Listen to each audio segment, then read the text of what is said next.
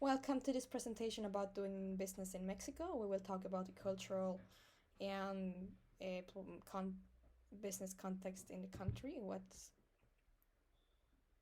Welcome to this presentation about doing business in Mexico. Let's start.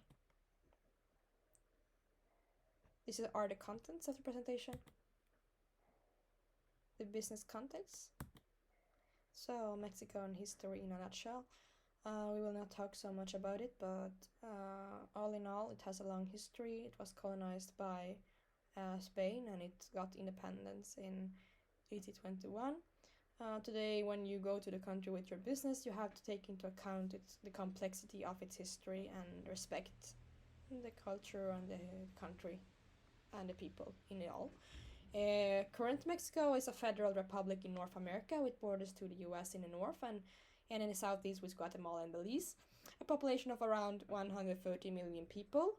A lot of them live in Mexico City, and you also have some other big cities mentioned under there. A very important city for doing business is Monterrey, that we don't discuss here, but also to take into account.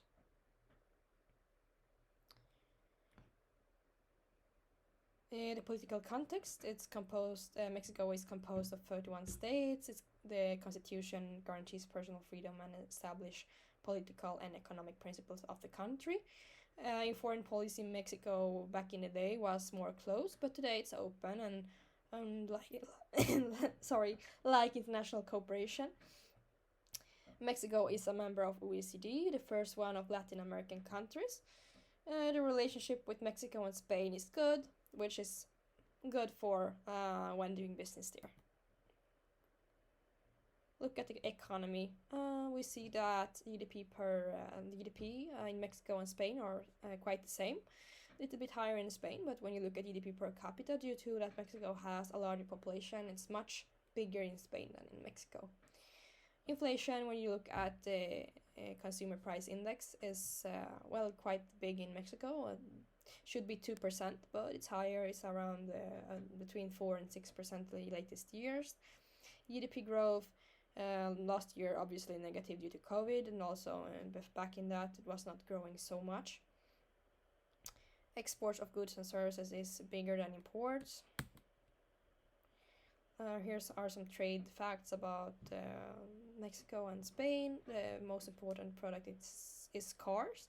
Also, if you look at the structure of what it produces, mainly all of the income comes from in industries such as vehicle and electrical machinery, including computers, which most of these incomes are from foreign companies that establish their manufacturing processes in Mexico.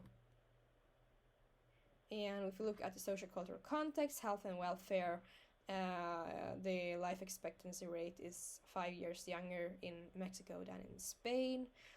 The medical and hospital care is not so good. According to the Mexican, they preferred private healthcare in the country. They feel safer that way. When you look at the education, you have quite a big literacy rate. 95% of the adults above age 15 know how to read. In rural areas, the schools are not so good, and 1 out of 3 adults have not completed primary education. In Mexico, you have over 50 Indian languages.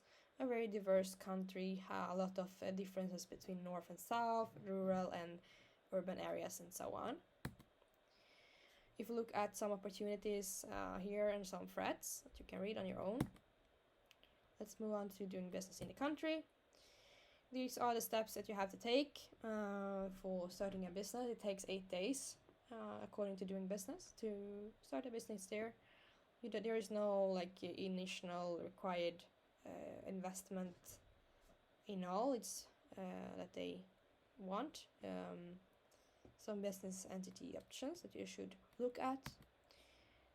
Dealing with properties, 39 days to register property, and 15 procedures. So quite a big procedures to get a construction permit in Mexico.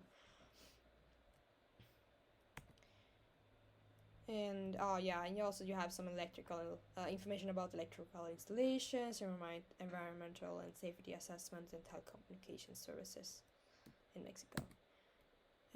Getting credit is quite easy to get credits in Mexico. Now it gets a score of 90% in doing business index. So that's good.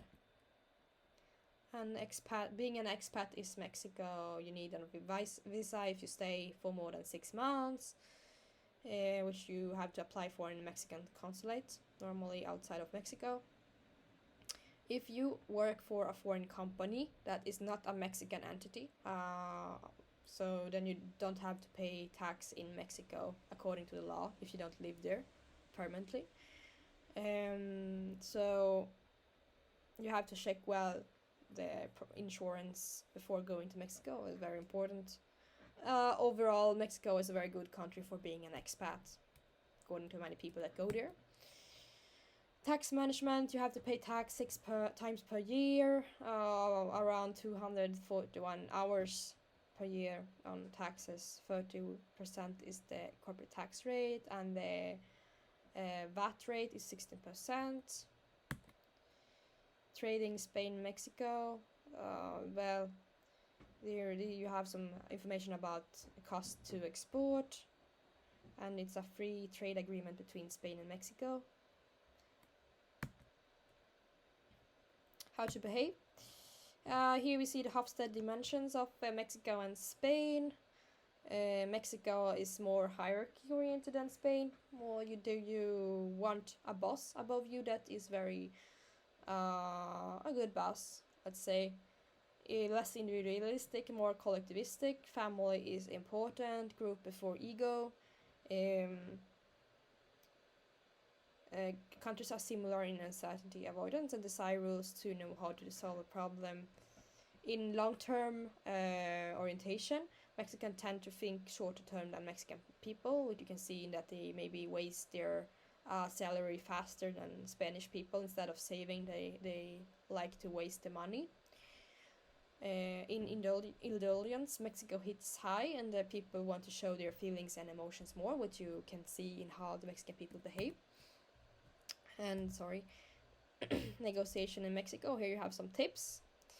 Overall, the Mexican ahorita is about not being very punctual. So in Mexico, punctuality is not very respected. But as a foreigner, we still advise you to be punctual. It's better than being late.